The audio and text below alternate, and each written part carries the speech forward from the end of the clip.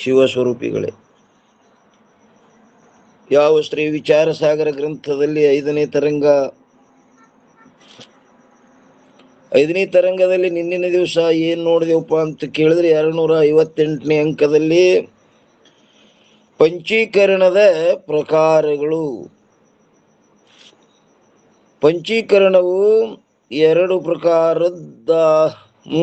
ಪ್ರಕಾರದಿಂದ ಹೇಳಲ್ಪಡುತ್ತದೆ. ಒಂದೊಂದು ಭೂತಗಳು ಎರಡೆರಡು ಸಮಭಾಗವಾಗಿ ಒಂದೊಂದು ಭಾಗವು ಮಾತ್ರ ನಾಲ್ಕು ಭಾಗಗಳುಂಟಾದವು. ಪಂಚಭೂತಗಳ ಅರ್ಧರ್ಧ ಭಾಗವಾದ ಪ್ರಥಮ ಭಾಗವು ಇದ್ದಕ್ಕಿದ್ದಂತೆ ಉಳಿಯುತ್ತದೆ. ಯಾವ ಅರ್ಧರ್ಧ ಭಾಗಗಳು ನಾಲ್ಕು ಭಾಗಗಳಾಗಿದ್ದವೋ ಅವು ಪೃಥಕ್ಕಂದರೆ ಬೇರೆ ಬೇರೆಯಾಗಿ ಉಳಿದವು. ನಂತರ ಅವು ಮುಖ್ಯಾರ್ಧ ಭಾಗದಲ್ಲಿ ತಮ್ಮ ಮುಖ್ಯ ಭಾಗಗಳನ್ನು ಬಿಟ್ಟು ಕೂಡಿಕೊಳ್ಳುವುದರಿಂದ ಎಲ್ಲ ಭೂತಗಳಲ್ಲಿ ತಮ್ಮ ಮುಖ್ಯಾರ್ಧ ಭಾಗವು ಮತ್ತು ತಮ್ಮಿಂದ ಭಿನ್ನವಾದ ಇತರ 4 ಭಾಗಗಳಲ್ಲಿಯೂ ಅರ್ಧ ಭಾಗವು ಕೂಡಿ ಪಂಚೀಕರಣವೆಂದು ಹೇಳಲ್ಪಡುತ್ತದೆ. ಅದಕ್ಕೆ ಎರಡನೇ ರೀತಿಯ ಈ ಪ್ರಕಾರವಾಗಿದೆ ಅನ್ನೋದ್ರ ಮ್ಯಾಗ ಅದಕ್ಕೆ ಟಿಪ್ಪಣಿನೂ ಬಂದಿತ್ತು. ನಿನ್ನ ಏನು ಬಂದಿತ್ತಪ್ಪ? ಪಂಚೀಕರಣದ ಪ್ರಥಮ ರೀತಿಯಿಂದ ಸರ್ವಭೂತಗಳಲ್ಲಿಯೇ ಅರ್ಧರ್ಧ ಭಾಗವು ತಮ್ಮ ಭಾಗವಾಗಿರುತ್ತವೆ ಮತ್ತು ಇನ್ನುಳಿದ ಅರ್ಧ ಭಾಗದಷ್ಟಿರುವ 4 ಭಾಗಗಳು ಅನ್ಯಭೂತಗಳನ್ನು ಕೂಡಿಕೊಳ್ಳುತ್ತವೆ.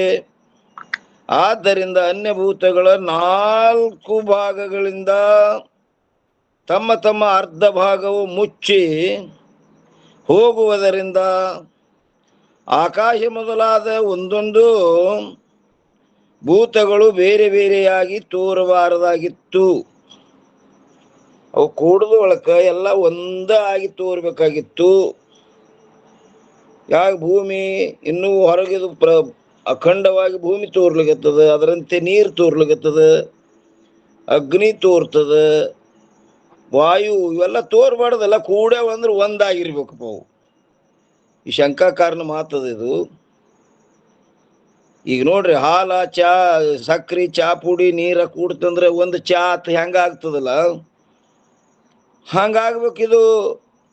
ಇದು ಭೂಮಿ ಎಂತ ವಿಶಾಲವಾದ ಭೂಮಿ ಕಾಣಿಸ್ಲಿಕತ್ತದ, ನೀರು ಕಾಣಿಸ್ಲಿಕತ್ತದ, ಇವೆಲ್ಲ ಹೊರಗಿನ ಕಾಣಿಸ್ಲಿಕತ್ತವಲ್ಲ, ಕೂಡೇವೆಲ್ಲಿ ಅಂತೇಳಿ ಹಿಂಗ ತೋರುತ್ತವೆ. ಆದ್ದರಿಂದ ಮೇಲೆ ಹೇಳಲ್ಪಟ್ಟ ಪಂಚೀಕರಣದ ರೀತಿಯು ಅಸಂಭವವಿರುತ್ತದೆ ಎಂಬ ಈ ರೀತಿಯಾದ ಯಾವ ಸಂಶಯವೂ ಯಾವುದೇ ಮುಮುಕ್ಷುವಿನ ಚಿತ್ತದಲ್ಲಿ ಉದಯವಾದದ್ದಾದರೆ ಅದರ ನಿವಾರಣಾರ್ಥವಾಗಿ ಈ ಪಂಚೀಕರಣದ ಎರಡನೇ ಪ್ರಕಾರವನ್ನು ಹೇಳುತ್ತೇವೆ ಅಂತ ಟಿಪ್ಪಣಿಕಾರರು ಪಂಡಿತ ಪೀತಾಂಬರಿಜಿಯವರು ಹೇಳಿದರು.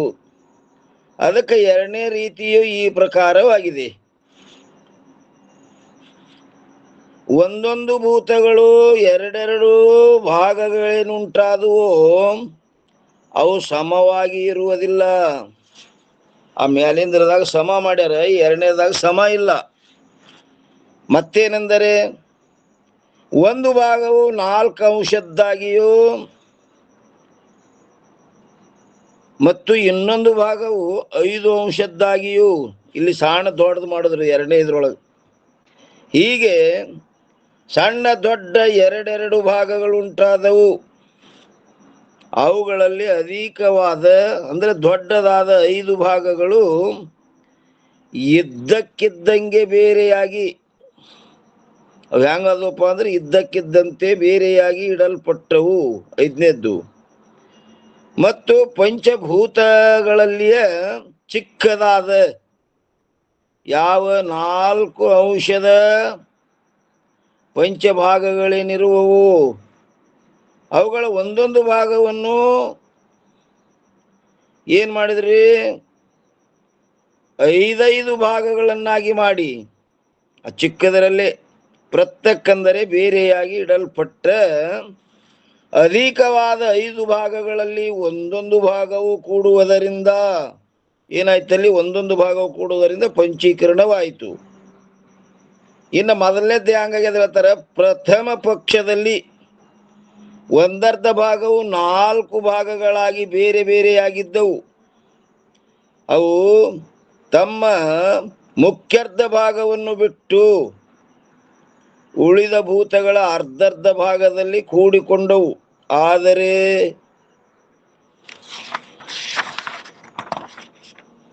ಇನ್ನು ಎರಡನೇ ಪಕ್ಷದಲ್ಲಿ ಚಿಕ್ಕ ಭಾಗದ 5 ಭಾಗಗಳು ಬೇರೆಯಾಗಿದ್ದವು.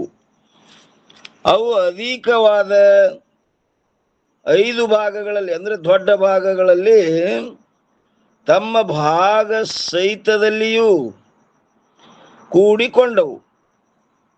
ಮತ್ತು ಇನ್ನು ಪ್ರಥಮದಲ್ಲಿ ಆದುದು ಹೇಳ್ತಾರ, ಪ್ರಥಮ ಪಕ್ಷದಲ್ಲಿ ಪಂಚೀಕರಿಸಲ್ಪಟ್ಟ ಭೂತಗಳಲ್ಲಿ ತಮ್ಮದೇ ಆದ ಅರ್ಧಾಂಶ ಮತ್ತು ಅನ್ಯ ಭೂತಗಳ ಅರ್ಧಾಂಶವು ಕೂಡಿ ಭೂತಗಳು ಪೂರ್ಣವಾದವು. ಆದರೆ ಇಲ್ಲಿ ಎರಡನೇ ಪಕ್ಷದಲ್ಲಿ ಪಂಚೀಕರಣ ಮಾಡಿದ್ದರಿಂದ ತಮ್ಮದೇ ಆದ 21 ಅಂಶವು ಮತ್ತು ಅನ್ಯ ಭೂತಗಳ 4 ಅಂಶವು ಕೂಡಿ ಭೂತಗಳು ಪೂರ್ಣವಾದವು. ಮತ್ತು ಎರಡನೇ ಪಕ್ಷದಲ್ಲಿ ಸುಲಭವಾದ ರೀತಿಯು ಈ ಪ್ರಕಾರವಿರುತ್ತದೆ. ಏನದ, ಒಂದೊಂದು ಭೂತಗಳನ್ನು ಎಷ್ಟಪ್ಪ ಅಂದ್ರೆ 25 ಭಾಗಗಳನ್ನಾಗಿ ಮಾಡಲಾಯಿತು. 21 ಭಾಗಗಳು ತಮ್ಮ 4 ಭಾಗಗಳು ಬೇರೆ ಬೇರೆಯಾದವು. 4 ಭಾಗಗಳಲ್ಲಿಯೇ ಒಂದೊಂದು ಭಾಗವು ತಮ್ಮ 21 ಭಾಗವನ್ನು ಬಿಟ್ಟು ಅನ್ಯ 21 ಭಾಗದಲ್ಲಿ ಕೂಡಿಕೊಂಡವು. ಈ ರೀತಿಯಿಂದ 2 ಪ್ರಕಾರವಾದ ಪಂಚೀಕರಣವು ಹೇಳಲ್ಪಡುತ್ತದೆ. ಒಂದೊಂದು ಭೂತಗಳಲ್ಲಿ 25 ಭೂತಗಳನ್ನು ಕೂಡಿಸಿ ಮಾಡುವುದಕ್ಕೆ ಪಂಚೀಕರಣವೆಂದು ಹೇಳುತ್ತಾರೆ. ಅದಕ್ಕೆ ಯಾವ ಭೂತಗಳನ್ನು ಪಂಚೀಕರಣ ಮಾಡಿರುತ್ತವೆಯೋ ಆ ಭೂತಗಳನ್ನು ಕುರಿತು ಪಂಚೀಕೃತವೆಂದು ಹೇಳ್ತಾರೆ ಅಂತ ಹೇಳಿದರು. ನೋಡ್ರಿ,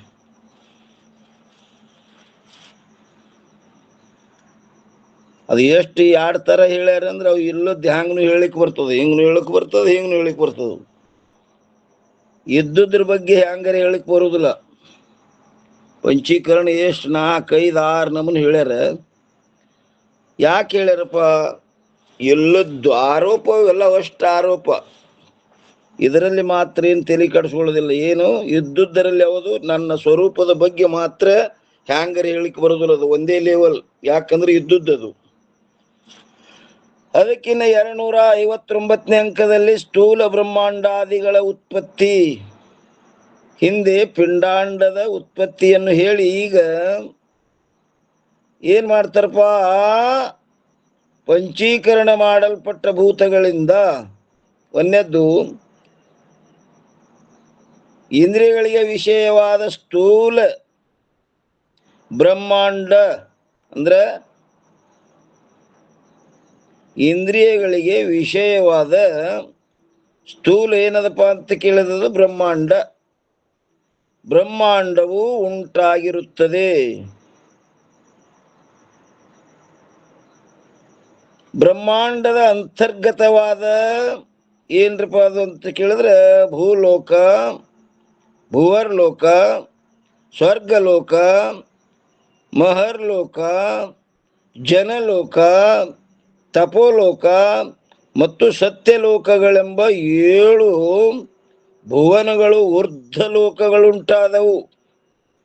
ನಮ್ಮ ಸೋಪಣ್ಣಪ್ಪ ಅವ್ರು ಮೊನ್ನೆಲ್ಲ ಹೇಳಿಬಿಟ್ಟಾರ ಇದು ಅದರೊಳಗೆ ಕೈವಲ್ಯ ಪದ್ಧತಿ ಒಳಗೆ.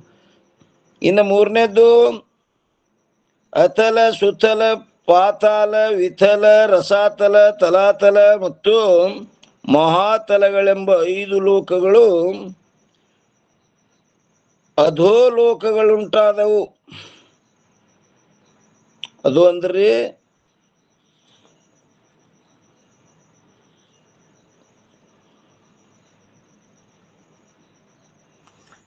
ಅದು ಅಂದ್ರೆ ಕೆಳಗಿರ್ಬೇಕ್ರಿ.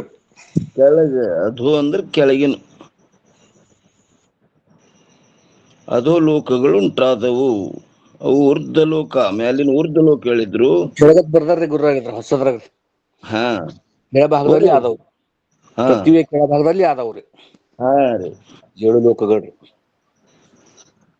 ಇನ್ನು 4ನೇದ್ದು, ಆ 14 ಲೋಕಗಳಲ್ಲಿ ಜೀವರುಗಳ ಭೋಗಕ್ಕೆ.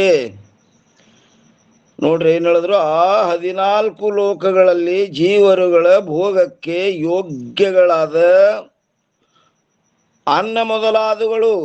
ಅನ್ನ ಅಲ್ಲಿ ಉಳ್ಳಕ್ಕ, ಅವ್ರಿಗೆ ಇರ್ಲಿಕ್ಕ, ಅವ್ರಿಗೆ ಊಟಕ್ಕೆ ಬೇಕಲ್ಲ, ಉದಾಹರಣೆರುವ ಅನ್ನ ಮೊದಲಾದವುಗಳು ಮತ್ತು ಭೋಗದ ಸ್ಥಾನಗಳಾದ ದೇವ, ಮನುಷ್ಯ, ಪಶು ಮೊದಲಾದ ಸ್ಥೂಲ ಶರೀರಗಳು. ಏನದ್ರಿ ಇದು? ಭೋಗದ ಸ್ಥಾನಗಳಾದ ಈ ಸ್ಥೂಲ ಶರೀರಕ್ಕೆ ಭೋಗದ ಸ್ಥಾನ ಅಂದ್ರ ನೋಡ್ರಿ. ಚಂದ್ರೋದಯದಲ್ಲಿ ಹೇಳ್ಯಾರ, ದುವದೊಳಗ ಭೋಗಾಯತನ ಗಾನಿಯೋ. ಭೋಗದ ಸ್ಥಾನಗಳಾದ ದೇವ, ಮನುಷ್ಯ, ಪಶು ಮೊದಲಾದ ಸ್ಥೂಲ ಶರೀರಗಳು ಉಂಟಾದವು. ಸಂಕ್ಷೇಪದಿಂದ ಈ ರೀತಿ ಸೃಷ್ಟಿಯ ನಿರೂಪವನ್ನು ಮಾಡಲಾಯಿತು. ಯಾಕಂದರೆ ಮಾಯೆಯ ಕಾರ್ಯವಾದ, ಏನಂತಾರ್ರಿ, ಮಾಯೆಯ ಕಾರ್ಯದ ವಿಸ್ತಾರವನ್ನು ನಿರೂಪಣೆ ಮಾಡುತ್ತಾ ಹೋದರೆ, ಅದು ಮಾಯೆನೇ ಮೊದಲು ವಿಸ್ತಾರದ, ಅದರದ್ದು ಕಾರ್ಯ ನಾವು ನಿರೂಪಣೆ ಮಾಡುತ್ತಾ ಹೋದ್ರೆ ಕೋಟಿ ಬ್ರಹ್ಮದೇವರ ಆಯುಷ್ಯವಾದರೂ ಕೂಡ ಮಾಯೆಯಿಂದ ನಿರ್ಮಿಸಲ್ಪಟ್ಟ ಪದಾರ್ಥಗಳ ನಿರೂಪಣವನ್ನು ಮಾಡುವುದು ಮುಗಿಸುವುದಿಲ್ಲ. ಈ ಸಂಗತಿಯನ್ನು ವಾಲ್ಮೀಕ ಋಷಿಗಳು ಅನೇಕ ಇತಿಹಾಸಗಳಿಂದ ಎಲ್ಲಪ್ಪ ವಾಸಿಷ್ಠದಲ್ಲಿ ನಿರೂಪಣೆ ಮಾಡಿರುತ್ತಾರೆ. ಎಷ್ಟು ಹೇಳಿದ್ರು ನೋಡಿ, ಕೋಟಿ ಬ್ರಹ್ಮದೇವರ ಆಯುಷ್ಯವಾದರೂ ಕೂಡ ಮಾಯೆಯಿಂದ ನಿರ್ಮಿಸಲ್ಪಟ್ಟ ಪದಾರ್ಥಗಳ ನಿರೂಪಣವನ್ನು ಮಾಡುವುದು ಮುಗಿಸುವುದಿಲ್ಲ. ಮುಗಿಲಿಲ್ಲತ್ತ, ಕೋಟಿ ಬ್ರಹ್ಮನ ಆಯುಷ್ಯ ಆದರೂ ಸಹಿತ ಹಿಂಗ ಅದ ಅಂತ.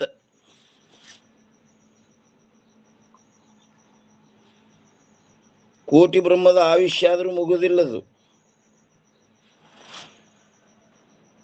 ಕೋಟಿ ಬ್ರಹ್ಮದೇವರ ಆಯುಷ್ಯವಾದರೂ ಕೂಡ ಮಾಯೆಯಿಂದ ನಿರ್ಮಿಸಲ್ಪಟ್ಟ ಪದಾರ್ಥಗಳ ನಿರೂಪಣವನ್ನು ಮಾಡುವುದು ಮುಗಿಸುವುದಿಲ್ಲ. ಈ ಸಂಗತಿಯನ್ನು ವಾಲ್ಮೀಕ ಋಷಿಗಳು, ಯಾವ ವಾಲ್ಮೀಕ ಋಷಿಗಳು ಯಾರ್ರಿ? ಅವ್ರು ರತ್ನಾಕರ್ ಅಂತಾರೇನ್ರಿ ಅವನಿಗೆ?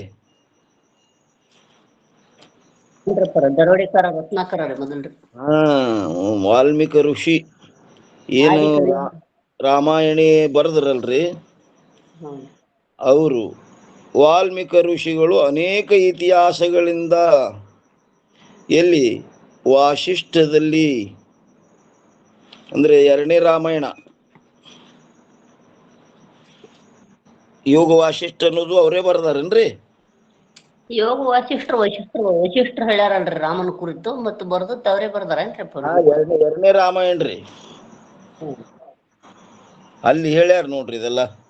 ಏನಂದ್ರ ಅಲ್ಲಿ ರೋಮ ಋಷಿ ಅಂತ ಆಗಿ ಹೋದ್ರತ್ರಿ ಒಬ್ರು. ರೋಮ ಋಷಿ ಅಂದ್ರೆ ಮೈ ತುಂಬಾ ಕೂದಲ್ರಿ ಅವ್ರಿಗೆ. ಅವನಿಗೆ ಏನು ಮನಿ ಮಠ ಏನು ಮಾಡ್ಕೊಂಡಿತ್ತಿಲ್ರಿ, ಮೈ ಮ್ಯಾಗ ಬಟ್ಟಿನೂ ಇಲ್ಲವ. ಜನ ಕೇಳುದ್ರತ್ತ ಅವ್ರಿಗೆಲ್ಲ ಮೈ ಮ್ಯಾಗಿನ ಕೂದಲೆಲ್ಲ ಉದುರಿ ಹೋಗಿ ಎದಿ ಮ್ಯಾಗ ಅಟ್ಟೆ ಉಳಿದಿವತ್ರಿ. ಅವಾಗ ಕೇಳುದ್ರಿಲ್ಲ, ನೀ ಬರೇ ಒಂದು ಹೊರಸ್ ತಗೊಂಡು ಅಕಾಡೆಮ್ ತಿರುಗಾಡ್ತಿ, ಮತ್ತ ಈ ಎಲ್ಲರಿ ಒಂದು ಆಶ್ರಮ ಮಾಡ್ಕೊಂಡು ಒಂದ್ ಜಾಗನಾಗ ಇರ್ಬೇಕಿಲ್ಲ. ಬಿಡೋ ನೀನ, ಈಗ ಎಷ್ಟು ನನ್ನ ಈಗ ಎದಿ ಮ್ಯಾಗ ಎಷ್ಟು ಕೂದಲು ಉಳ್ದಾವಲ್ಲ, ಇಷ್ಟೇ ದಿನ ಉಳ್ದಾವ. ಈಗ ಮೈ ತುಂಬ ಕೂದಲಿದ್ದು, ಅದಕ್ಕ ಏನ್ರಿ ಒಂದ ಬ್ರಹ್ಮನ ಆಯುಷ್ಯ ತೀರಿದಾಗ ನಂದು ಒಂದು ಕೂದಲು ಹೋಗ್ತದಂತತ್ರಿ ಅವ. ಇಡೀ ಬ್ರಹ್ಮಂದು ಆಯುಷ್ಯ ಮುಗುದ ಒಂದು ಬ್ರಹ್ಮನ ಆಯುಷ್ಯ ತೀರ್ತಂದ್ರ ಒಂದು ಕೂದಲು ಹೋಗ್ತದತ್ತ. ಒಂದು ಯುಗ ಹೋಯ್ತು ಅಂದ್ರಪ್ಪ. ಹಾ, ಒಂದು ಯುಗ ನೋಡ್ರಿ. ಅದಕ್ಕೆ ಎಷ್ಟು ಅದು ಒಂದು ಬ್ರಹ್ಮಂದು ಆಯುಷ್ಯ ಹೋಗ್ಬೇಕಾದ್ರೆ ಈ 4 ಯುಗ ಒಂದು ಸಲ ತಿರುಗಿದಾಗ ಒಂದು ಮಹಾಯುಗ ಆಗ್ತದ್ರಿ. ಅಂತ ಮಹಾಯುಗಗಳು 1,000 ಸಲ ತಿರುಗದಕ್ಕರ ಒಂದು ಕಲ್ಪ ಆಗ್ತದತ್ತ. ಕಲ್ಪ ಅಂದ್ರೆ ಒಂದ್ ದಿನ ರೀ ಅವಂದು. ಒಂದಾಗಲ್ರಿ. ಮತ್ತ ಅವನ ಆಯುಷ್ಯ ಮುಗಿಬೇಕಾದ್ರೆ ಎಷ್ಟ್ರಿ ದಿನ? ಗಣಿತ ಇಲ್ಲತ್ತ. ಹಂಗ ಇನ್ನಿಟ್ಟು ಎದಿ ಮ್ಯಾಗ ಉಳ್ದವ, ಇವಿಟ್ಟು ಹೋಗುತ್ತಾನ ಸುಮ್ ಹಿಂಗೆ ಇರುದು ಅಂದತ್ತವ. ಒಂದು ಬ್ರಾಹ್ಮಣ ಆಯುಷ್ಯ ಮುಗಿದಕ್ರ ಒಂದು ಕೂದಲು ಹೋಗ್ತಿತ್ತ ಅವನು. ಎಷ್ಟು ಆಯುಷ್ಯ ಆಗಿರ್ಬೇಕು ನೋಡ್ರಿ, ಅದೇನ್ ಲೆಕ್ಕಿಲ್ಲತ್ತ.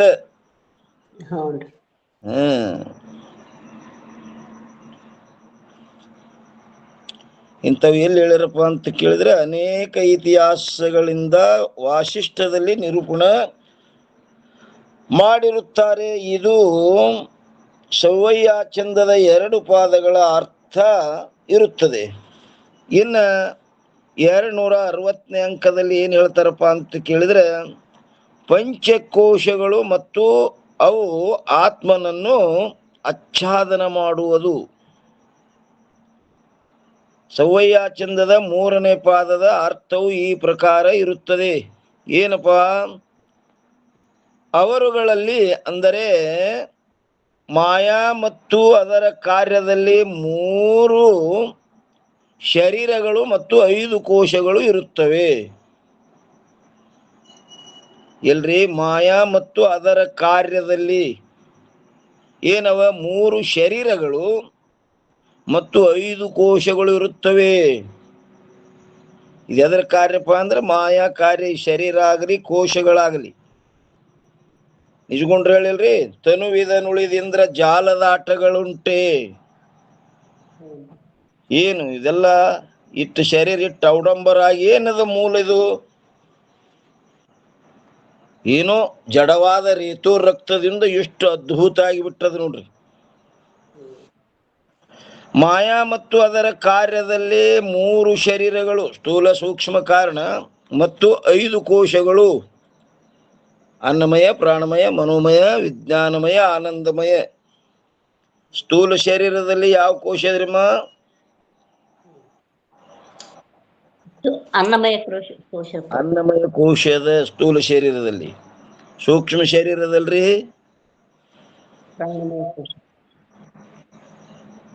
ಮೂರದವ್ರ ಅದ್ರೊಳಗ ಮನೋಮಯ, ವಿಜ್ಞಾನ, ಇವು ಸೂಕ್ಷ್ಮ ಶರೀರದಲ್ಲಿ 3 ಕೋಶ ಅದಾವ್ರಿ. ಆನಂದಮಯ ಏನ್ರಿ? ಮನೋಮಯ, ವಿಜ್ಞಾನಮಯ, ಆನಂದಮಯ ರೀ.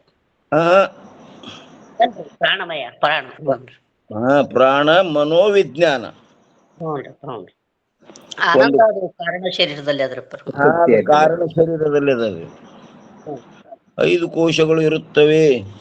ಇನ್ನ ಒಂದೊಂದು ಹೇಳ್ತಾರ್ರಿ, ಶುದ್ಧ ಸತ್ಗುಣ ಸಹಿತವಾದ ಮಾಯೆಯು ಈಶ್ವರನ ಕಾರಣ ಶರೀರವಿರುತ್ತದೆ. ನೋಡ್ರಿ ಏನಂತಾರ್ರಿ, ಶುದ್ಧ ಸತ್ಗುಣ ಸಹಿತವಾದ ಮಾಯೆಯು ಏನದಪ್ಪ? ಈಶ್ವರನ ಕಾರಣ ಶರೀರವಿರುತ್ತದೆ. ಮತ್ತು 2ನೇದ್ದು, ಮಲಿನ ಸತ್ಗುಣ ಸಹಿತವಾದ ಅವಿದ್ಯೆಯ ಅಂಶವು ಜೀವನ ಕಾರಣ ಶರೀರವಿರುತ್ತದೆ. ಜೀವನ ಕಾರಣ ಶರೀರ ಯಾವುದಪ್ಪ ಅಂದ್ರೆ ಮಲಿನ ಸತ್ವಗುಣ ಸಹಿತವಾದ ವಿದ್ಯೆಯ ಅಂಶವು ಜೀವನ ಕಾರಣ ಶರೀರವಿರುತ್ತದೆ. ಇನ್ನು ಎರಡರೊಳಗೆ ಒಂದನೇದ್ದು ಉತ್ತರ ಶರೀರದ ಆರಂಭಕವಾದ 5 ಏನವರು ಸೂಕ್ಷ್ಮ ಭೂತಗಳು ಮನ ಬುದ್ಧಿ ಚಿತ್ತ ಅಹಂಕಾರ ಪಂಚ ಪ್ರಾಣಗಳ ಪಂಚ ಕರ್ಮೇಂದ್ರಿಯಗಳು ಹಾಗೂ ಪಂಚ ಜ್ಞಾನೇಂದ್ರಿಯಗಳು ಇವಿಷ್ಟು ಕೂಡಿಯೇ ಜೀವನ ಸೂಕ್ಷ್ಮ ಶರೀರವೆನ್ನುತ್ತಾರೆ. ಏನೇನು ಕೂಡಿ ಅದು ನೋಡ್ರಿ ಇವು. ಅಪ್ಪರ ಅಂತಃಕರಣ ರೀ ಮತ್ತು ಜ್ಞಾನೇಂದ್ರಿಯ ಪಂಚಕ, ಪ್ರಾಣೇಂದ್ರಿಯ ಪಂಚಕ, ಕರ್ಮೇಂದ್ರಿಯ ಪಂಚಕ. ಕರ್ಮೇಂದ್ರಿಯ ಪಂಚಕ ಉತ್ತರ ಶರೀರದ ತತ್ವದಿಂದ ಕೂಡಿದ ಸೂಕ್ಷ್ಮ ಶರೀರ. ಉತ್ತರ ಶರೀರದ ಆರಂಭಕವಾದ 5 ಸೂಕ್ಷ್ಮ ಭೂತಗಳು ಮನ ಬುದ್ಧಿ ಚಿತ್ತ ಅಹಂಕಾರ ಪಂಚ ಪ್ರಾಣಗಳ ಪಂಚ ಕರ್ಮೇಂದ್ರಿಯಗಳು ಹಾಗೂ ಪಂಚ ಜ್ಞಾನೇಂದ್ರಿಯಗಳು ಇವಿಷ್ಟು ಕೂಡಿಯೇ ಜೀವನ ಏನಾಯ್ತು ಸೂಕ್ಷ್ಮ ಶರೀರವೆನ್ನುತ್ತಾರೆ. ಇಲ್ಲೆಲ್ಲ 4 ತಗೊಂಡು ಮನ ಬುದ್ಧಿ ಚಿತ್ತ ಅಹಂಕಾರ. ಹೌದ್ರಪ್ಪರ ಅಲ್ಲಿ 17 ಮನ ಬುದ್ಧಿ 2 ತಗೊಂಡಾರ, ಅಲ್ಲಿ ಇವ್ರು 4 ಹೇಳಿದ್ರು. ಪಂಚ ಪ್ರಾಣಗಳು ಅಂತರ್ಗತ ಆಗ್ಯಾವ ಅಂತ ಹೇಳ್ತಾರ ಹೇಳುವತ್ನ್ಯಾಗ್ರಪ್ಪರ. ರೀ ಪಂಚ ಪ್ರಾಣಗಳ ಪಂಚ ಕರ್ಮೇಂದ್ರಿಯಗಳು ಹಾಗೂ ಪಂಚ ಜ್ಞಾನೇಂದ್ರಿಯಗಳು ಇವಿಷ್ಟು ಕೂಡಿಯೇ ಜೀವನ ಸೂಕ್ಷ್ಮ ಶರೀರವೆನ್ನುತ್ತಾರೆ. ಇನ್ನು 2ನೇ ಆಕಡ ಏನ್ ಹೇಳ್ತಾರೆ, ಸರ್ವ ಜೀವರಗಳ ಸೂಕ್ಷ್ಮ ಶರೀರಗಳೆಲ್ಲವೂ ಕೂಡಿಕೊಂಡು ಸರ್ವ ಜೀವರುಗಳ ಸೂಕ್ಷ್ಮ ಶರೀರಗಳೆಲ್ಲವೂ ಕೂಡಿಕೊಂಡು ಈಶ್ವರನ ಸೂಕ್ಷ್ಮ ಶರೀರವೆಂದು ಹೇಳುತ್ತಾರೆ. ಎಲ್ಲ ಕೂಡ್ಕೊಂಡು ಏನಾದು ಆ ಈಶ್ವರನ ಸೂಕ್ಷ್ಮ ಶರೀರ ಐತ್ರಿ ಅದು. ಸಮಷ್ಟಿ ಸೂಕ್ಷ್ಮ ಶರೀರ ಆಯ್ತು ನೋಡ್ರಪ್ಪ. ಎಲ್ಲರ ಸೂಕ್ಷ್ಮ ಶರೀರ ಕೂಡಿ ನೋಡ್ರಪ್ಪ ಸರ್ವ ಜೀವರುಗಳ ಸೂಕ್ಷ್ಮ ಶರೀರಗಳೆಲ್ಲವೂ ಕೂಡಿಕೊಂಡು ಈಶ್ವರನ ಸೂಕ್ಷ್ಮ ಶರೀರವೆಂದು ಹೇಳುತ್ತಾರೆ. ಇನ್ನು 3ರೊಳಗೆ ಒಂದೇನು ಹೇಳ್ತಾರ, ಸಂಪೂರ್ಣ ಸ್ಥೂಲ ಬ್ರಹ್ಮಾಂಡವು ಈಶ್ವರನ ಸ್ಥೂಲ ಶರೀರವಿರುತ್ತದೆ. ಸಂಪೂರ್ಣ ಏನದ ನೋಡ್ರಿ, ಇದೆಲ್ಲ ಸ್ಥೂಲ ಬ್ರಹ್ಮಾಂಡವು ಈಶ್ವರನ ಸ್ಥೂಲ ಶರೀರವಿರುತ್ತದೆ. ವಿರಾಟ್ ಅಂದರಪ್ಪರ. ವಿರಾಟ್ ಅಂದಾರ ನೋಡ್ರಿ. ಇವೆಲ್ಲ ಏನು ಕೂಡಿದು ಎಲ್ಲ ವ್ಯಷ್ಟಿ ಶರೀರಗಳು ಎಲ್ಲ ಕೂಡಿಕೊಂಡು ಒಂದು ಸಮಷ್ಟಿ ಆಯ್ತು.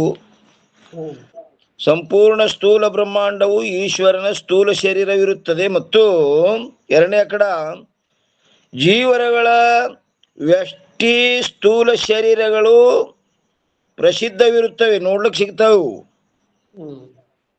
ಈ 3 ಶರೀರಗಳಲ್ಲಿಯೇ ಪಂಚಕೋಶಗಳಿರುತ್ತವೆ. ಈ 3 ಶರೀರಗಳಲ್ಲಿ ಏನು ಪ್ರಸಿದ್ಧ ಅವಲ್ಲ, ಇದರಲ್ಲೇ ಪಂಚಕೋಶಗಳವ. ಒಂದನೇದ್ದು ಕಾರಣ ಶರೀರಕ್ಕೆ ಆನಂದಮಯ ಕೋಶವೆಂದು ಹೇಳುತ್ತಾರೆ. ಕಾರಣ ಶರೀರಕ್ಕೆ ಏನಂತಾರ, ಆನಂದಮಯ ಕೋಶ. ಆನಂದಮಯ ಕೋಶ ಅಂದ್ರು ಒಂದೇ, ಕಾರಣ ಶರೀರ ಅಂದ್ರು ಒಂದೇ. ಇನ್ನ 2, 3, 4 ವಿಜ್ಞಾನಮಯ ಕೋಶ ವಿಜ್ಞಾನಮಯ ಕೋಶ, ಮನೋಮಯ ಕೋಶ, ಪ್ರಾಣಮಯ ಕೋಶ. ಪ್ರಾಣಮಯ ಕೋಶ. ಈ 3 ಕೋಶಗಳು ಸೂಕ್ಷ್ಮ ಶರೀರದಲ್ಲಿ ಇರುತ್ತವೆ. ಇನ್ನ ಪಂಚ ಜ್ಞಾನೇಂದ್ರಿಯ ಸಹಿತವಾಗಿ ನಿಶ್ಚಯ ರೂಪ ಅಂತಃಕರಣದ ವೃತ್ತಿಯಾದ ಬುದ್ಧಿಯು ವಿಜ್ಞಾನ ಕೋಶವೆಂದು ಹೇಳುತ್ತಾರೆ. ವಿಜ್ಞಾನಮಯ ಕೋಶ ಅಂದ್ರೆ ಎದಕ್ಕಂತಾರ ಅನ್ನೋದು ಹೇಳ್ತಾರೆ ನೋಡ್ರಿ. ಪಂಚ ಜ್ಞಾನೇಂದ್ರಿಯ ಸಹಿತವಾಗಿ ನಿಶ್ಚಯ ರೂಪ ಅಂತಃಕರಣದ ವೃತ್ತಿಯಾದ ಬುದ್ಧಿಯು, ಪಂಚ ಜ್ಞಾನೇಂದ್ರಿಯ ಒಂದು ಬುದ್ಧಿ ಕೂಡಿ ಏನಾಯ್ತು, ವಿಜ್ಞಾನಮಯ ಕೋಶವೆಂದು ಹೇಳಲ್ಪಡುತ್ತದೆ. ಇನ್ನ 2ನೇ ಕಡ ಪಂಚ ಜ್ಞಾನೇಂದ್ರಿಯ ಸಹಿತವಾಗಿ ಸಂಕಲ್ಪ ವಿಕಲ್ಪ ರೂಪ ಅಂತಃಕರಣದ ವೃತ್ತಿಯಾದ ಮನವು ಮನೋಮಯ ಕೋಶವೆಂದು ಹೇಳಲ್ಪಡುತ್ತದೆ. ಇನ್ನು 3ನೇದ್ದು ಪಂಚ ಕರ್ಮೇಂದ್ರಿಯ ಸಹಿತವಾದ ಪಂಚಪ್ರಾಣವು ಪ್ರಾಣಮಯ ಕೋಶವೆಂದು ಹೇಳಲ್ಪಡುತ್ತದೆ. ಪಂಚ ಕರ್ಮೇಂದ್ರಿಯ ಸಹಿತ ಪಂಚಪ್ರಾಣ, ಇದಕ್ಕೇನಂದ್ರಪ್ಪ ಅಂದ್ರೆ ಪ್ರಾಣಮಯ ಕೋಶವೆಂದು ಹೇಳಲ್ಪಡುತ್ತದೆ. ಇನ್ನು 5ನೇದ್ದು ಸ್ಥೂಲ ಶರೀರಕ್ಕೆ ಅನ್ನಮಯ ಕೋಶವೆಂದು ಹೇಳುತ್ತಾರೆ. ಈ ರೀತಿಯಿಂದ 3 ಶರೀರಗಳಲ್ಲಿಯೇ ಪಂಚಕೋಶಗಳಿರುತ್ತವೆ. ಇನ್ನು 1ನೇದ್ದು ಈಶ್ವರನ ಶರೀರದಲ್ಲಿ ಈಶ್ವರನ ಕೋಶಗಳಿರುತ್ತವೆ. ಇಲ್ಲೊಂದು ಟಿಪ್ಪಣಿ ಕೊಟ್ಟಾರ ನೋಡ್ರಿ, 302. 1ನೇದ್ದು ಸಮಷ್ಟಿ ಅಜ್ಞಾನ ರೂಪ ಮಾಯೆಯು ಈಶ್ವರನ ಕಾರಣ ಶರೀರ. ಏನಂತಾರೆ? ಸಮಷ್ಟಿ ಅಜ್ಞಾನ ರೂಪ ಮಾಯೆಯು ಈಶ್ವರಂದೇನದ ಕಾರಣ ಶರೀರವಿರುತ್ತದೆ, ಅದುವೇ ಈಶ್ವರನ ಆನಂದಮಯ ಕೋಶವಿರುತ್ತದೆ. ಮತ್ತು 2, 4 ಏನಂತಾರೆ ನೋಡ್ರಿ ಇಲ್ಲಿ, ಜೀವರಗಳ ಸಮಷ್ಟಿ ಸೂಕ್ಷ್ಮ ಶರೀರ ರೂಪ ಹಿರಣ್ಯ ಗರ್ಭವು ಜೀವರಗಳ ಸಮಷ್ಟಿ ಸೂಕ್ಷ್ಮ ಶರೀರ ಪರ ಎಲ್ಲರಕ್ಕೂ ಸೂಕ್ಷ್ಮ ಶರೀರ, ಇಡೀ ಜೀವರುಗಳು. ಸಮಷ್ಟಿ ಸೂಕ್ಷ್ಮ ಶರೀರ ರೂಪ ಹಿರಣ್ಯ ಗರ್ಭವು ಈಶ್ವರನ ಸೂಕ್ಷ್ಮ ಶರೀರವಿರುತ್ತದೆ. ಅದರಲ್ಲಿ 1ನೇದ್ದು ವಿಜ್ಞಾನಮಯ, 2ನೇದ್ದು ಮನೋಮಯ, 3ನೇದ್ದು ಪ್ರಾಣಮಯ ರೂಪ ಈಶ್ವರನ 3 ಕೋಶಗಳಿರುತ್ತವೆ. ಯಾರ್ರಿ? ಈಶ್ವರನ ಸೂಕ್ಷ್ಮ ಶರೀರದಲ್ಲಿ ವಿಜ್ಞಾನಮಯ, 2ನೇದ್ದು ಮನೋಮಯ, 3ನೇದ್ದು ಪ್ರಾಣಮಯ ಈಶ್ವರನ 3 ಕೋಶಗಳಿರುತ್ತವೆ. ಅವುಗಳಲ್ಲಿ 1ನೇದ್ದು ದಿಕ್ಪಾಲ, ವಾಯು, ಸೂರ್ಯ, ವರುಣ ಮತ್ತು ಅಶ್ವಿನಿ ಕುಮಾರ, ಈ 5 ಈಶ್ವರನ ಜ್ಞಾನೇಂದ್ರಿಯಗಳಾಗಿದ್ದು, ಈ ಜೀವನಿಗೆ ಯಾವ ಜ್ಞಾನೇಂದ್ರಿಯ ಅಭಿಮಾನಿ ದೇವತೆಗಳಾಗ್ಯಾವ, ಆ ದೇವತೆಗಳೇ ಈ ಈಶ್ವರನ ಇಂದ್ರಿಯಗಳು ನೋಡ್ರಿ, ಜ್ಞಾನೇಂದ್ರಿಯಗಳು. ದಿಕ್ಪಾಲ ವಾಯು, ಸೂರ್ಯ, ವರುಣ ಮತ್ತು ಅಶ್ವಿನಿ ಕುಮಾರ, ಈ 5 ಈಶ್ವರನ ಜ್ಞಾನೇಂದ್ರಿಯಗಳಾಗಿರುತ್ತವೆ. ಇಲ್ಲಿ ಸ್ತೋತ್ರೇಂದ್ರಿಯಕ್ಕೆ ದಿಕ್ಪಾಲ, ಈ ತೊಗೇಂದ್ರಿಯಕ್ಕೆ ವಾಯುರಿ, ನೇತ್ರಕ್ಕೆ ಸೂರ್ಯ, ನಾಲಿಗೆ ದೇವ, ಮೂಗಿಗೆ ಅಶ್ವಿನಿ ಕುಮಾರ್ ಹೆಂಗಾಗ್ಯಾವ ಅವ್ ದೇವತೆಗಳನ್ನೇ ಅವ್ರ ಇಂದ್ರಿಯಗಳ ನೋಡ್ರಿ. ಜ್ಞಾನೇಂದ್ರಿಯಗಳವರು ಈಶ್ವರನು. ಜೀವನ ಜ್ಞಾನೇಂದ್ರಿಯಗಳ ಅಭಿಮಾನಿ ದೇವತೆಗಳೇ ಈಶ್ವರನ ಜ್ಞಾನೇಂದ್ರಿಯಗಳು. ಅವರ ಸಹಿತವಾಗಿ ಸಮಷ್ಟಿ ಬುದ್ಧಿಮಯ ಮಹತತ್ವ ರೂಪವು ಅಥವಾ ಸರ್ವ ಬುದ್ಧಿಗಳ ಅಭಿಮಾನಿಯಾದ ಬ್ರಹ್ಮರೂಪ ಈಶ್ವರನ ಬುದ್ಧಿಯು ಕೂಡಿ ಈಶ್ವರನ ವಿಜ್ಞಾನಮಯ ಕೋಶವಿರುತ್ತದೆ.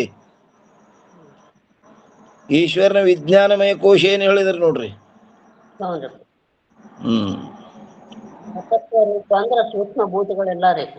ಸರ್ವ ಬುದ್ಧಿಗಳ ಅಭಿಮಾನಿಯಾದ ಬ್ರಹ್ಮರು ಈಶ್ವರನ ಏನಾಯ್ತು? ಬುದ್ಧಿಯು ಕೂಡಿ ಈಶ್ವರನ ವಿಜ್ಞಾನಮಯ ಕೋಶವಿರುತ್ತದೆ. ಮತ್ತು 2ನೇದ್ದು ಉಕ್ತ ಶ್ರೋತ್ರಾದಿ ಜ್ಞಾನೇಂದ್ರಿಯಗಳ ಅಧಿಷ್ಠಾನ ದೇವತೆಗಳಿದ್ದು ಜ್ಞಾನೇಂದ್ರಿಯಗಳಾಗಿದ್ದು ಅವುಗಳ ಸಹಿತವಾಗಿ ಸಮಷ್ಟಿ ಮನರೂಪ ಅಹಂಕಾರಮಯವು ಅಥವಾ ಸರ್ವರ ಮನಗಳಿಗೆ ಅಭಿಮಾನಿ ದೇವತೆಯಾದ ಚಂದ್ರಮಯ ಈಶ್ವರನ ಮನವು ಕೂಡಿ ಈಶ್ವರನ ಮನೋಮಯ ಕೋಶವಿರುತ್ತದೆ. ಇನ್ನು 3ನೇದ್ದು ಅಗ್ನಿ, ಇಂದ್ರ, ಉಪೇಂದ್ರ, ಪ್ರಜಾಪತಿ ಮತ್ತು ಮೃತ್ಯು ಅಂದ್ರೆ ಯಮ, ಈ ಐವರು ಈಶ್ವರನ ಕರ್ಮೇಂದ್ರಿಯಗಳಾಗಿದ್ದು. ಅದ ಈ ಜೀವನ ಕರ್ಮೇಂದ್ರಿಯಗಳ ಅಭಿಮಾನಿ ದೇವತೆಗಳೇ ಇವನು ಕರ್ಮೇಂದ್ರಿಯಗಳ್ರಿ ಇಲ್ಲಿ. ಹೌದು. ಅವುಗಳ ಸಹಿತವಾಗಿ ಸಮಷ್ಟಿ ಪ್ರಾಣವು ಅಥವಾ ವಾಯುವಿನ ಅಭಿಮಾನಿ ದೇವತಾ ರೂಪ ಈಶ್ವರನ ಪ್ರಾಣವು ಕೂಡಿ ಈಶ್ವರನ ಪ್ರಾಣಮಯ ಕೋಶವಿರುತ್ತದೆ. ಮತ್ತು ಇನ್ನು ಐದನೇದ್ದು ಸಮಷ್ಟಿ ಸ್ಥೂಲ ಸೃಷ್ಟಿ ರೂಪ ವಿರಾಟವು ಈಶ್ವರನ ಸ್ಥೂಲ ಶರೀರವಿರುತ್ತದೆ. ಅದುವೇ ಈಶ್ವರನ ಅನ್ನಮಯ ಕೋಶವಿರುತ್ತದೆ. ಆಗಳು ಹೇಳಿದ್ರಿ ನಾವು ವಿರಾಟ್. ಸಮಷ್ಟಿ ಸ್ಥೂಲ ಸೃಷ್ಟಿ ರೂಪ ವಿರಾಟವು ಈಶ್ವರನ ಸ್ಥೂಲ ಶರೀರವಿರುತ್ತದೆ. ಇದೇನು ಕಾಣಿಸ್ತದೆ ನೋಡ್ರಿ, ಇದೆಲ್ಲ ಈಶ್ವರನ ಸ್ಥೂಲ ಶರೀರ. ಆಕಾಶವೇ ದಡ, ಪೃಥ್ವಿ ಪಾದ, ಸೂರ್ಯಚಂದ್ರರೇ ಅವನ ಕಣ್ಣ, ಎಷ್ಟು ಸಸ್ಯವರ್ಗ ಎದ್ದಾವ ಮೈ ಮ್ಯಾಗಿನ ಕೂದಲತ್ರ ಇವೆಲ್ಲ, ಎಷ್ಟು ಸಮುದ್ರಗಳದಾವ ಅವೆಲ್ಲ ಮೂತ್ರ ಬಿಡು ಸ್ಥಾನತ.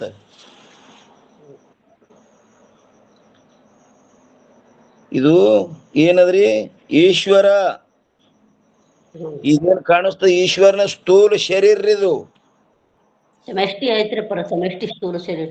ಹಾ, ಸಮಷ್ಟಿ ಅಂದ್ರೆ ಅವನೇ ಈಶ್ವರ. ಎಲ್ಲರೂ ಶರೀರಗಳು ಕೂಡಿ ಒಂದು ಶರೀರ. ಒಂದು ಶರೀರ ಅಂದ್ರೆ ಇದೆಲ್ಲ ಈಶ್ವರನೇ ಅತ್ತರಿ. ನಾವು ಪ್ರಪಂಚ ಇದೊಂದು ಸೃಷ್ಟಿ ಏನೇನೋ ಅಲ್ಲಕತ್ತಿದ್ವಿ, ಇದೆಲ್ಲ ಈಶ್ವರ ಪರಮಾತ್ಮ. ಅದಕ್ಕೆ ಜಲ ಪಾಷಾಣ ಮೃತ ಕಾಷ್ಟ ವಾಶ್ಯ ಗುದ್ದಾಲಕಾದಯ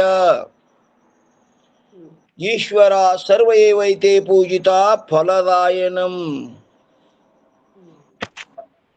ಏನ್ ಅರ್ಥ ಐತ್ರಿ ಇದು?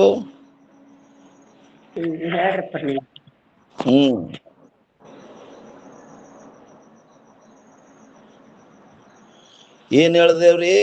ಜಲ ಪಾಷಾಣ ಮೃತ್ ಕಾಷ್ಟ ವಾಶ್ಯ ಗುದ್ದಾಲಕಾದಯ. ಜಲ ಅಂದ್ರೆ ಜಲ ರೀ, ಪಾಷಾಣ ಅಂದ್ರೆ ಕಲ್ಲ, ಜಲ ಪಾಷಾಣ ಮೃತ್ ಅಂದ್ರೆ ಮಣ್ಣ, ಕಾಷ್ಟ ಅಂದ್ರೆ ಕಟ್ಟಿಗಿ. ಜಲ ಪಾಷಾಣ ಮೃತ್ ಕಾಷ್ಟ ವಾಶ್ಯ ಅಂದ್ರ ಬಿದಿರ ವಾಶ.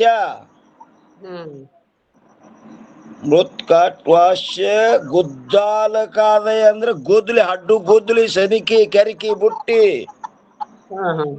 ಅವಕ್ಕೆಲ್ಲ ಕಾಮಗಾರ ಮಂದಿ ಪೂಜಾ ಮಾಡ್ತಾರಿಲ್ರಿ. ಮನ್ಯಾಗ ಕಂಬಿಗೆ ಪೂಜಾ ಮಾಡ್ತಾರಿಲ್ರಿ ಹೆಣ್ಮಕ್ಳು ತಾಯಿದರು. ನೀರಿಗೆ ಪೂಜೆ ಮಾಡ್ತಾರ, ಕಲ್ಲಿಗೆ ಪೂಜೆ ಮಾಡ್ತಾರ, ಕಟ್ಟಿಗೆ. ಅಲ್ಲೆಲ್ಲ ಈಶ್ವರ ಅದೇ ಯಥ ಪ್ರಕಟ ಆಗಿ ಅವ್ರಿಗೆ ಫಲ ಕೊಡ್ತದ ನೋಡ್ರಿ. ಎಲ್ಲದರಲ್ಲಿ ಅದೇ ಅದ್ ನೋಡ್ರಿ ಪರ, ಅದೇ ದೇವ್ರದಂತೆ ಮಾಡ್ತಾರ. ಹಾ, ಇದ್ದಲ್ಲೇ ಫಲ ಕೊಡ್ತದ, ಇಲ್ಲದ ಕೊಡ್ತದ್ರಿ. ಐತಲ್ರಿ ಪರ ಎಲ್ಲದರಲ್ಲಿ. ಎಲ್ಲದರಲ್ಲಿ ಪರಮಾತ್ಮನೇ ಅದ. ಪರಮಾತ್ಮನ ವ್ಯತಿರಿಕ್ತ ಮತ್ತೊಂದಿಲ್ಲ. ಏನ್ ಕಾಣಿಸ್ತದ ಎಲ್ಲ ದೇವರು.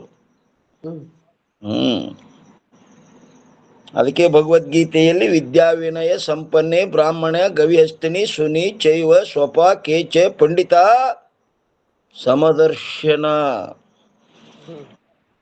ಏನದೆಲ್ಲ ಹಿಂಗ ಯಾರು ಸಮವಾಗಿ ನೋಡ್ತಾನ ಅವನಿಗೆ ಪಂಡಿತ ಅಂತ ಕರೆದಾರ್ರಿ. ಅವನಿಗೆ ಅವ್ರೊಳಗಿರೋ ಚೈತನ್ಯನೇ ನೋಡ್ತಾರ ನೋಡ್ರಿ ಸಮದೃಷ್ಟಿ. ಮತ್ತೆ ಅಲ್ಲಿ ಬೇರೆ ಭಿನ್ನ ಭಾವ ಇಲ್ಲ, ಅದ ನಾಮರೂಪ ಏನೂ ಇಲ್ಲ. ಅಲ್ಲಿ ಎಲ್ಲ ಏನದ, ಅದು ಅಸ್ಥಿ ಬಾತಿ ಪ್ರಿಯ ಪರಮಾತ್ಮದ.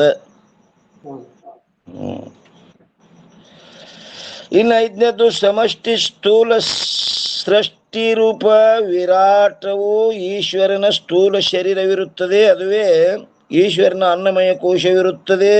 ಹೇಗೆಂದರೆ ಜೀವರಗಳ ಶರೀರದಲ್ಲಿ ಜೀವರ ಕೋಶಗಳಿರುತ್ತವೆ. ಅವು ಹೇಗಿರುತ್ತವೆ ಎಂದರೆ ಕೋಶಾಕಾರವೆಂಬ ಕ್ರಿಮಿ ಅಂದ್ರ ಕೀಡಿ ಈ ಜಾಲೆಯ ಮುಳ್ಳುಗಳಿಂದ ರಚಿಸಲ್ಪಟ್ಟ ಆ ಗ್ರಹ ರೂಪ ಕೋಶದಂತೆ ಇದ್ದು ಜೀವನ ದೃಷ್ಟಿಯಿಂದ ಅವನ ನಿಜ ರೂಪವಾದ ಪ್ರತ್ಯೇಗಾತ್ಮನನ್ನೇ ಹೇಗೆ ಆಚ್ಛಾದನ ಮಾಡುತ್ತದೆಯೋ ಅದರಂತೆ ಏನ್ ಹೇಳಿದ್ರು ನೋಡ್ರಿ, ಜಾಲೆಯ ಮುಳ್ಳುಗಳಿಂದ ರಚಿಸಲ್ಪಟ್ಟ ಗ್ರಹ ರೂಪ ಕೋಶದಂತೆ. ಅದೇನ್ ಮಾಡ್ಯದ ಕೋಶ, ಅದಕ್ಕೆ ಆವರಣ ಮಾಡಿಬಿಟ್ಟದ್ರಿ, ಅದಕ್ಕೆ ಹುಳುಕ್ಕ ಮುಳ್ಳಿನಿಂದ ಜೋಡಿಸಿ ಸಣ್ಣ ಮುಳ್ಳು ತಗೊಂಡ್ ಮಾಡಿರ್ತಾನ. ಅದು ನೋಡಿರಿಲ್ರಿ ನೀವು, ಎಷ್ಟು ಎಲ್ಲಾ ಮುಳ್ಳುಗಳು ಬಡ್ಡಿ ಕಡಿ ಬಡ್ಡಿ ತುದಿ ಕಡಿ ತುದಿ ಮಾಡಿ ಹಿಂಗ್ ಜೋಡಿಸಿರ್ತದ್ರಿ. ಅದು ಹೌದ್ರಪ್ಪ, ನೋಡಿವ್ರಿ. ಒಂದ್ 8-10 ಮುಳ್ಳ ಕೂಡಿಸಿ ಒಂದಕ್ಕೊಂದು ಹಿಂಗ ಹ್ಯಾಂಗ್ ಜೋಡಿಸಿರ್ತದೋ, ಏನ್ ಸುಲೇಚನೆ ಹಚ್ಚಿರ್ತದೋ ಹಿರಿದ್ರು ಬರ್ಲದು. ಎಳ್ಗೂಡು ಕಟ್ಟಿದಾಗ ಮ್ಯಾಲ ತುದಿ ಮಾಡಿ ಅಷ್ಟು ಮಾಡಿರ್ತದ ನೋಡ್ರಪ್ಪ. ಅದು ಹಿಂಗ್ ಹಿರಿದ್ರು ಬರಲ್ರಿ, ಮುಳ್ಳೆ ಮುರಿದು ಬರ್ತದ, ಕರಿ ಅಟ್ಟು ಚಿಗುಟು ಕೂಡಿಸಿರ್ತದ.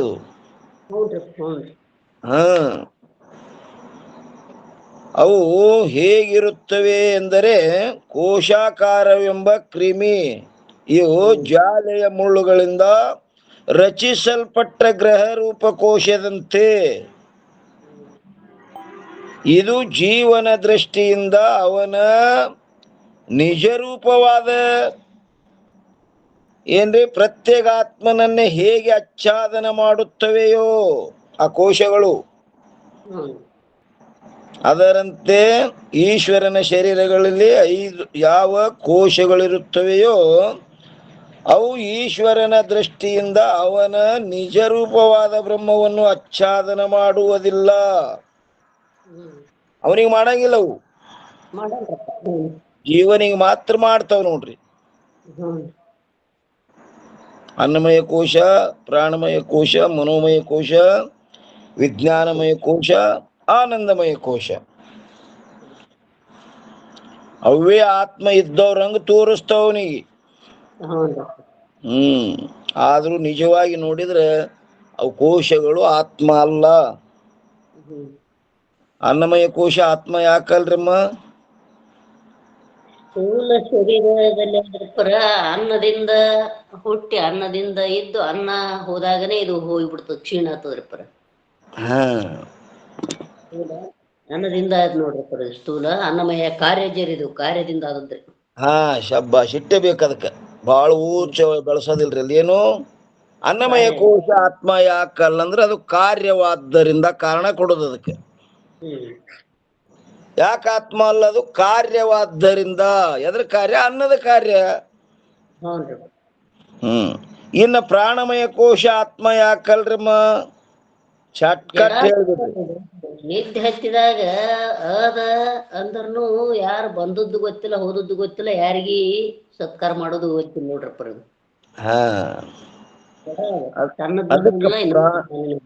ಬರೋಬ್ರಿ. ಪ್ರಾಣಮಯ ಕೋಶ ಆತ್ಮ ಯಾಕಲ್ಲ ಅಂದ್ರೆ ಜಡವಾದ್ದರಿಂದ. ಅಲ್ಲಿ ಮೂಗು ಹಿಡಿದ್ ಬಿಡೋದ್ರೆ ತಾನೇ ಬಾಯಿ ತೆರಿತದ.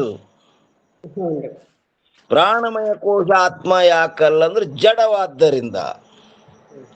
ಅನ್ನಮಯ ಕೋಶ ಆತ್ಮ ಯಾಕಲ್ಲ ಅಂದ್ರೆ ಅದು ಕಾರ್ಯವಾದ್ದರಿಂದ. ಪ್ರಾಣಮಯ ಯಾಕಲ್ಲ ಅದು ಜಡವಾದ್ದರಿಂದ. ಇನ್ನು ಮನೋಮಯ ಕೋಶ ಆತ್ಮ ಯಾಕಲ್ರಿ? ಸಮಾಧಿ ವೃತ್ತಿಗಳಿಂದ ಕೂಡಿದ್ರಿ ಪರ, ಸಂಕಲ್ಪ ವಿಕಲ್ಪದಿಂದ ಆಲೋಚನಾತ್ಮಕ ಶಕ್ತಿಯಿಂದ ಕೂಡಿದ್ರಿ. ಇದು ಏನ್ ಅನ್ಬೇಕ್ರಿ ಪರ? ಇದು ಕರ್ಣವಾದ್ದರಿಂದ. ಶಾರ್ಟ್ಕಟ್. ಕರ್ಣ ಸಾಧನ ಆಗ್ಯದಿಲ್ರಿ ಆತ್ಮನನ್ನು ನೋಡ್ಲಿಕ್ಕ. ಶಮದಮಾದಿ ಸುಸಂಸ್ಕೃತ ಮನ ಆತ್ಮದರ್ಶನೇ ಕರ್ಣಂ. ಕರ್ಣ ಸಾಧನ ಆಗ್ಯದ. ಕರ್ಣ ಸಾಧನ ಆಗ್ಯದ್ರಿ, ಇದು ಸಾಧ್ಯ ಅಲ್ಲ. ಶಮದಮಾದಿ ಸಂಯುಕ್ತ ಸುಸಂಸ್ಕೃತ ಮನ ಆತ್ಮದರ್ಶನೇ ಕರ್ಣಂ. ಕರ್ಣವಾದ್ದರಿಂದ ಅದಕ್ಕೇನು ಶಾರ್ಟ್ಕಟ್ ಏನ್ ಕೊಡುದು? ಮನೋಮಯ ಕೋಶ ಆತ್ಮ ಯಾಕಲ್ಲಂದ್ರ ಕರ್ಣವಾದ್ದರಿಂದ. ಇನ್ನು ವಿಜ್ಞಾನಮಯ ಕೋಶ ಆತ್ಮ ಯಾಕಲ್ರಿ?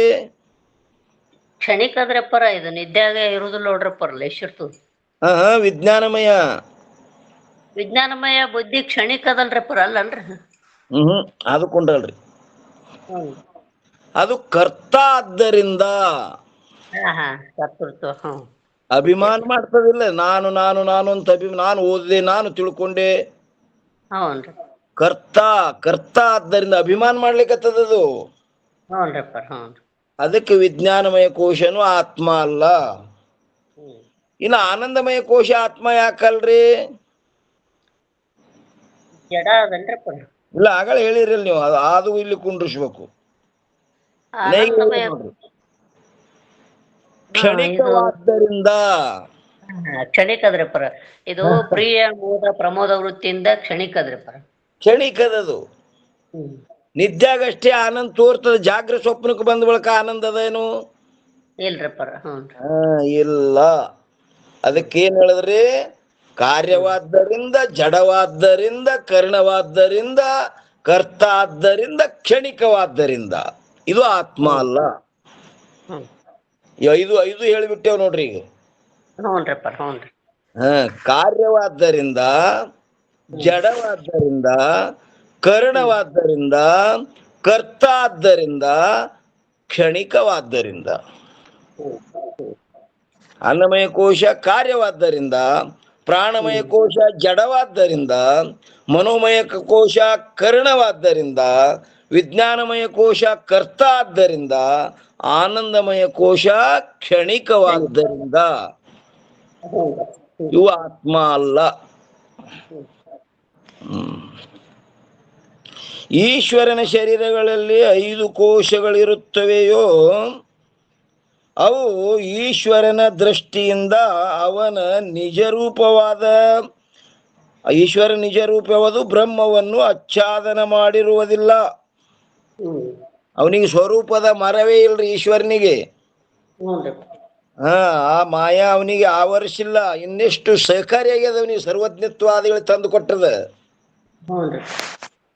ಮತ್ತೇನೆಂದರೆ ಕೇವಲ ಜೀವನ ದೃಷ್ಟಿಯಿಂದ ಬ್ರಹ್ಮನನ್ನು ಆಚ್ಛಾದನ ಮಾಡಿರುತ್ತದೆ. ಆದ್ದರಿಂದ ಜೀವನಿಗೆ ವ್ಯಷ್ಟಿ ಪಂಚಕೋಶಗಳಿಂದ ಯಾವ ಪ್ರಕಾರ ಏನಾಗ್ಯದ? ಒಂದನೇದ್ದು ಸ್ತ್ರೀ, ಪುತ್ರ, ಧನ, ಪಶು ಮೊದಲಾದವುಗಳು ಸ್ಥೂಲ ಶರೀರಕ್ಕೆ ಉಪಕಾರಿಗಳಾಗಿದ್ದರೆ ಮಾತ್ರ. ಹೋಗ್ಬೇಡ್ರಿ ಕಡೆ ಇಲ್ಲಿ ಎಲ್ಲಿ ಬರ್ತಿರೋದು ಟಿಪ್ಪಣಿ ಅದಿನ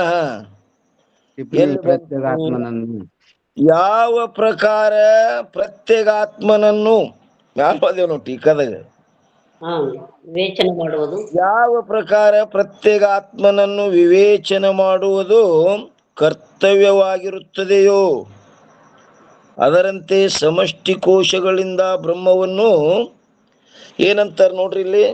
ಯಾವ ಪ್ರಕಾರ ಪ್ರತ್ಯೇಗಾತ್ಮನನ್ನು ವಿವೇಚನೆ ಮಾಡುವುದು ಕರ್ತವ್ಯವಾಗಿರುತ್ತದೆಯೋ ಯಾರಿಗೆ? ಜೀವನಿಗೆ.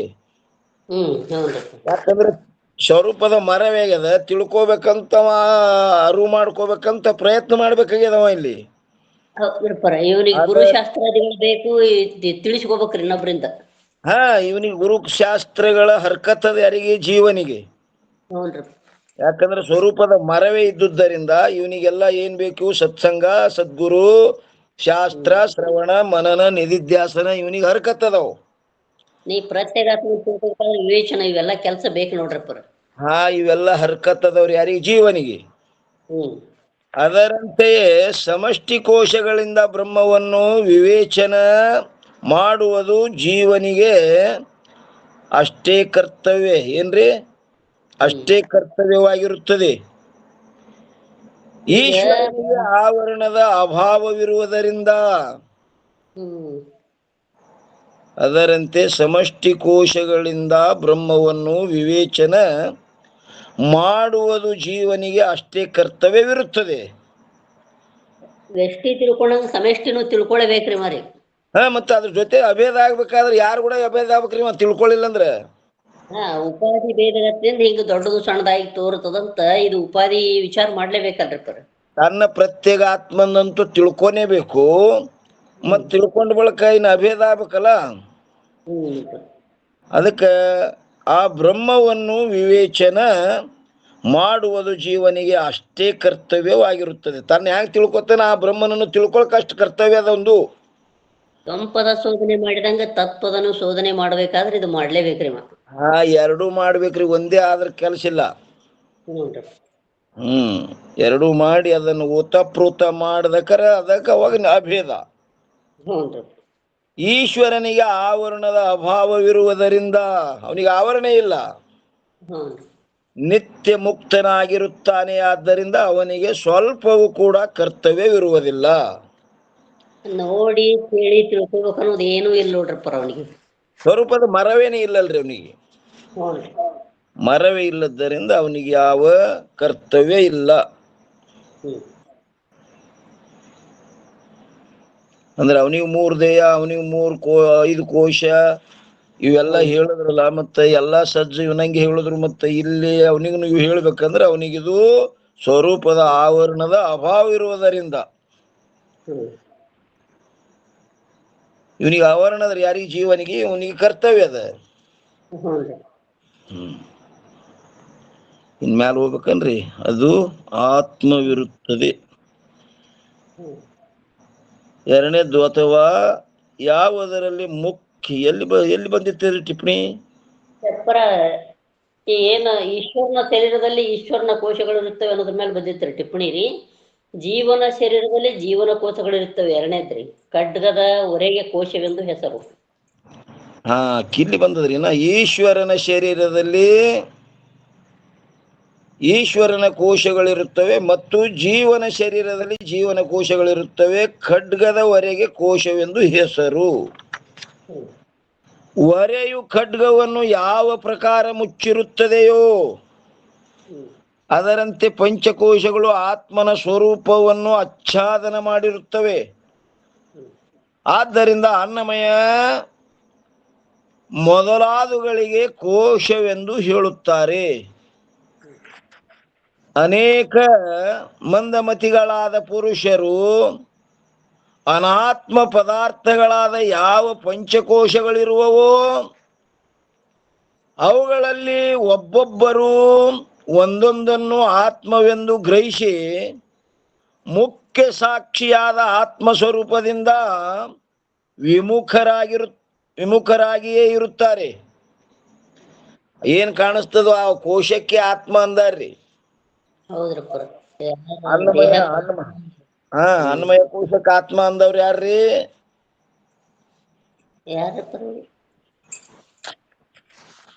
ಚಾರ್ವಾಕರು. ಚಾರ್ವಾಕರು. ದೇಹವೇ ಆತ್ಮ, ಸುಖವೇ ಸ್ವರ್ಗ, ಮರಣವೇ ಮೋಕ್ಷ ಅಂತಾರವ್ರು. ಏನ್ರಿ? ದೇಹವೇ ದೇವರು, ಭೋಜನವೇ ಭಕ್ತಿ, ಮರಣವೇ ಮುಕ್ತಿ ಅವ್ರ ಸಿದ್ಧಾಂತದು. ಅನೇಕ ಮಂದಮತಿಗಳಾದ ಪುರುಷರು ಅನಾತ್ಮ ಪದಾರ್ಥಗಳಾದ ಯಾವ ಪಂಚಕೋಶಗಳಿರುವವೋ ಅವುಗಳಲ್ಲಿ ಒಬ್ಬೊಬ್ಬರು ಒಂದೊಂದನ್ನು ಆತ್ಮವೆಂದು ಗ್ರಹಿಸಿ ಮುಖ್ಯ ಸಾಕ್ಷಿಯಾದ ಆತ್ಮಸ್ವರೂಪದಿಂದ ವಿಮುಖರಾಗಿಯೇ ಇರುತ್ತಾರೆ. ಆದ್ದರಿಂದ ಅನ್ನಮಯ ಮೊದಲಾದವುಗಳು ಆತ್ಮಸ್ವರೂಪವನ್ನು ಆಚ್ಛಾದನ ಮಾಡಿರುತ್ತವೆ. ಅಂತ ಪ್ರಸಂಗದಲ್ಲಿ ಇವೆಲ್ಲ ಪ್ರಸಂಗ ಬಂದಾವಂತ ಹೇಳ್ಕೊತ ಹೊಂಟಾರ್ರಿ ಇವು. ಎಲ್ಲಿ ಹಿಡಿದು ಮಾಯಾ ಹಿಡಿದು ಪ್ರಸಂಗ ಹೇಳ್ಯಾರ ನೋಡ್ರಿ. ಮಾಯಾ ಸ್ವರೂಪ ಪ್ರಸಂಗ ಬಂದತ್ತೇಳಿ ಮಾಯಾ ಸ್ವರೂಪ ಹೇಳ್ಕೊತ ಹೋಗ್ತೇವ ತಂದಾರ ಹಿಂದ. ಇವು ಅಷ್ಟು ಒಮ್ಮೆ ಅಂದ್ ಬಿಡ್ರಪ್ಪ ನೀವು. ಬರ್ಕೋತೆ ಇದು ಈ ದೇಹವೇ ಆತ್ಮ ಅಂತ ಚಾರ್ವಾಕ್ ಅಂದ್ರಿ. ಇನ್ನ ಇನ್ ಹೇಳವ್ರ ಅದಾರ ನೋಡ್ರಿ, ಒಬ್ಬೊಬ್ರು ಹೇಳ್ತಾರಿಲ್ರಿ. ಹ್ಞೂನ್ರಪ್ಪ. ಹ್ಞೂನ್ರಿ. ಇಲ್ಲಿ 261 ವಿರೋಚನ ಸಿದ್ಧಾಂತ. ಅನ್ನಮಯ ಕೋಶವು ಆತ್ಮ ಅಂತ ನಾವು ವಿರೋಚನ ಸಿದ್ಧಾಂತ ನೋಡ್ರಿ. ಅದು ಯಾರು? ಚಾರ್ವಾಕರದ ಅವರು ಹೆಡ್ಡ ಅವ. ಅನ್ನಮಯ ಕೋಶವು ಆತ್ಮ. ಎಷ್ಟು ಜನ ಪಾಮರರಿರುವರು? ಪಾಮರ ಅಂದ್ರೆ ನೋಡ್ರಿ ಟೈಮ್ ಆಗೈತ್ರಿ. ಟೈಮ್ ಐತೇನ್ರಿಪ್ಪ? ಓಹೋ, ಟೈಮದ ಕಡೆ ನಮ್ಗೆ ಲಕ್ಷ್ಯನೇ ಇಲ್ಲ. ಇದು 261ನೇ ಅಂಕ. ಮತ್ತು ನಾಳಿನ ದಿವಸ ನಾವು ನೀವು ವಿಚಾರ ಮಾಡೋಣ್ರಿ. ಇಲ್ಲಿಯ ಪರ್ಯಂತರ ಸದ್ಗುರುಗಳ ಕೃಪಾಶೀರ್ವಾದದಿಂದ ನಡೆದು ಬಂದ ವಿಷಯ ಈ ವಾಗ್ರೂಪ ಸೇವೆ ಗುರುಪಾದಲ್ಲಿ ಅರ್ಪಿಸಿ ಇವತ್ತಿನ ವಿಷಯಕ್ಕೆ ಮಂಗಲ್ ಹೇಳೋಣ್ರಿ. ಸದ್ಗುರುನಾಥ್ ಮಹಾರಾಜ್ ಕಿ ಜೈ.